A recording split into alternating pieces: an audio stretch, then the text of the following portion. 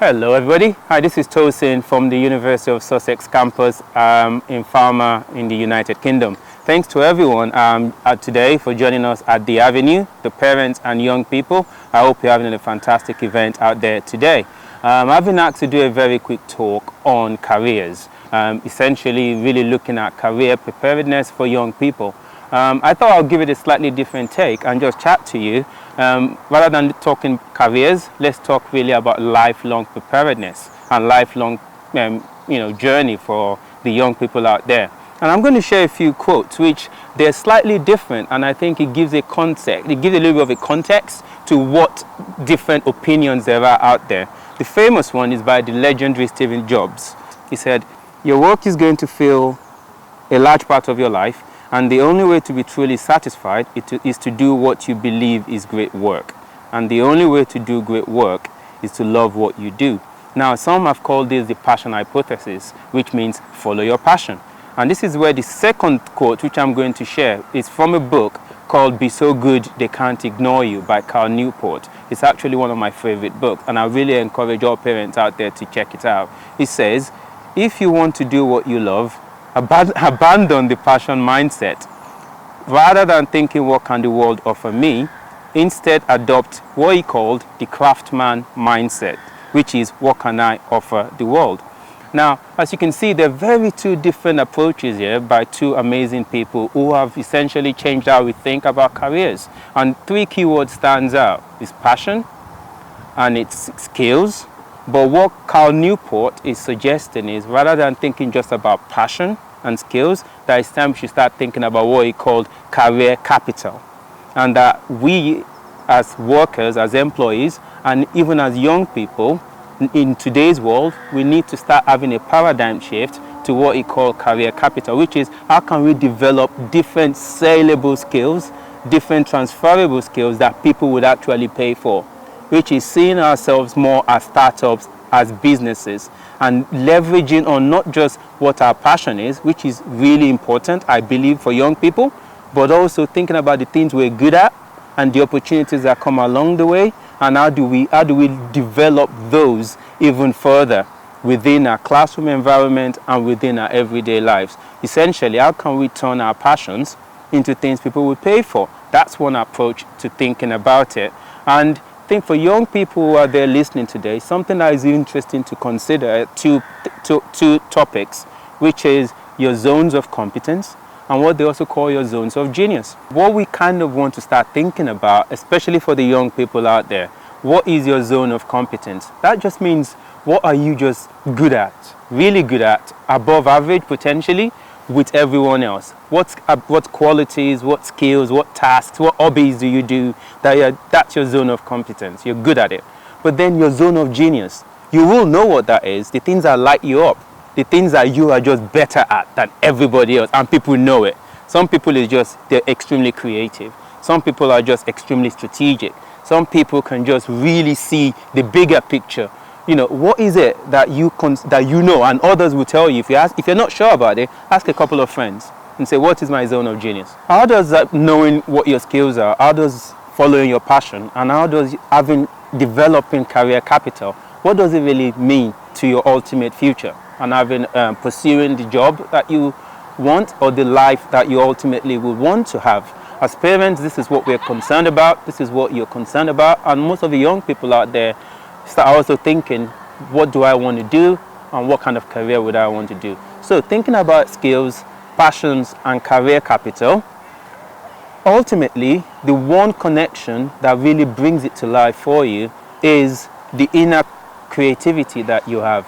And in a book by Tim Kelley, I would suggest that as well. It's a book, really interesting book. It's called Creative Confidence. As young people, what you want to really do is, how am I right now and throughout my university, if that is for you, again, that's another topic, is how am I developing creative confidence, whereby I can see problems and I have the courage to action them. I can have an idea, but I have empowered to change the world around me. It's developing that gives you career capital, that gives people then the understanding to think, that guy is an expert and I can pay for, and I will be willing to pay him for his service. That what those three authors, I believe, they're all trying to say. It doesn't have to be you can't follow your passion. I think you should, but you should also be thinking about, is my passion going to relate to the current market? Is it going to relate to something sellable? And how am I able to use that to leverage on different opportunities to grow and develop and be creative and be a problem solver? That takes me to my next point, which is they've also decided that we can look at three definitions: job, career, and also what we like to call a calling.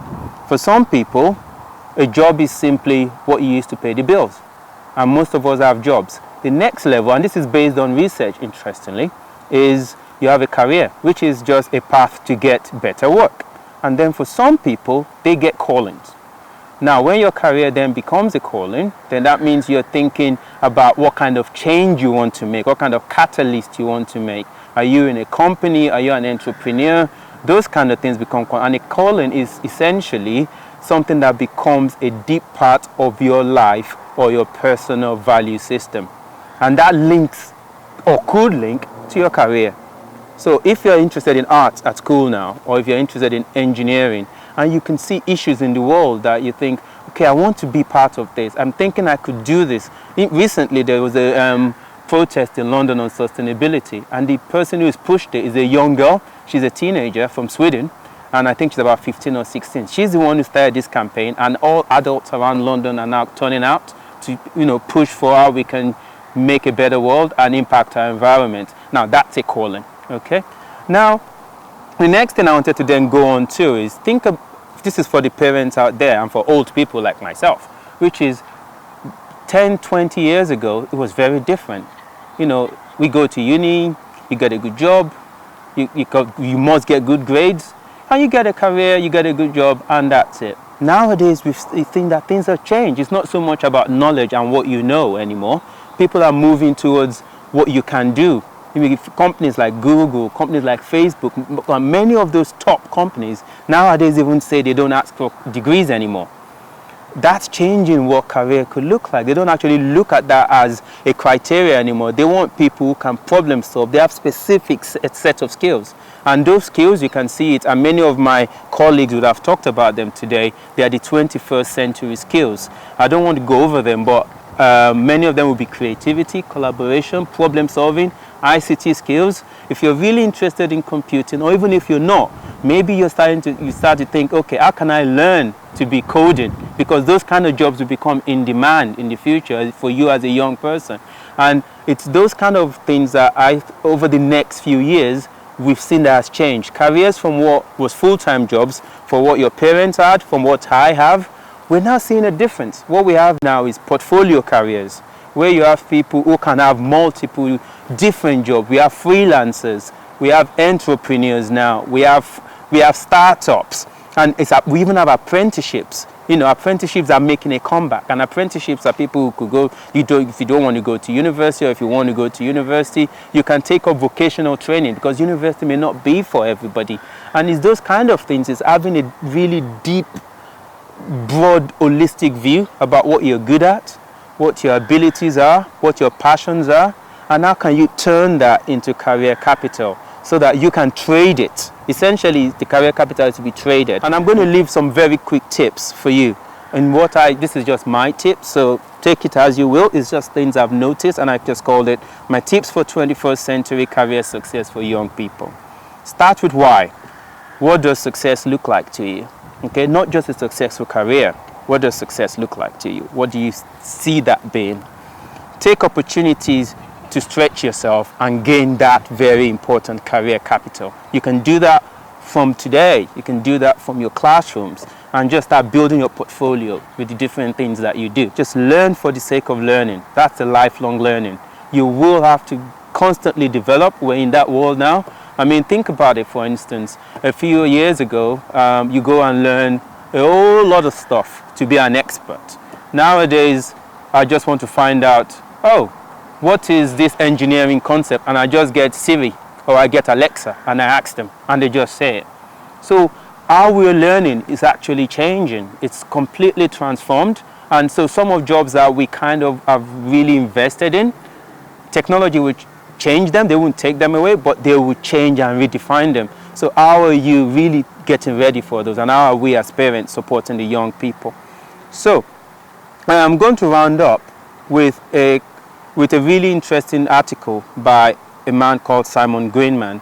He's a University of Sussex alum, and he works in the IT space. And he shared an article which I will put in the notes later, and you can check it out, on things he wish he had known, 10 top things he wish he had known that he would have advised his younger self. He said passion, confidence, mentorship, resilience, continual learning, risk-taking, facing fears, networking and sales, humility, and dreaming. For yourselves as young people, and I think as parents as well, I think is that concept of being comfortable with failing and trying things out in the comfort of your classroom and with your friends. This is the quote by Sir Ken Robinson. He said, "Very many people go through their whole lives having no sense of what their talents may be, or if they have any to speak of." I hope this has been helpful. I hope it's sparked some thoughts, some debate, and giving you a bit of inspiration, but also a bit of, oh, okay, I didn't think about that, and I might go research a bit further. For the parents out there, I suggest you take a look at these 3 books. Sir Ken Robinson, it's called You, Your Child in School. Carl Newport, Be So Good They Can't Ignore You. Tim Kelley, Creative Confidence. And on that note, thank you so very much for taking time to listen. I'm really happy to have been able to be a part of this, even if it's remotely. We are here at the University of Sussex. It might look really sunny, but I am shivering. So I am going to go warm myself up now. And I would like to thank you all and wish you all a very good day and all the best. And I look forward to doing more of this series. If you found it useful, please leave a comment on the video once we share it. And have a great day. Thank you.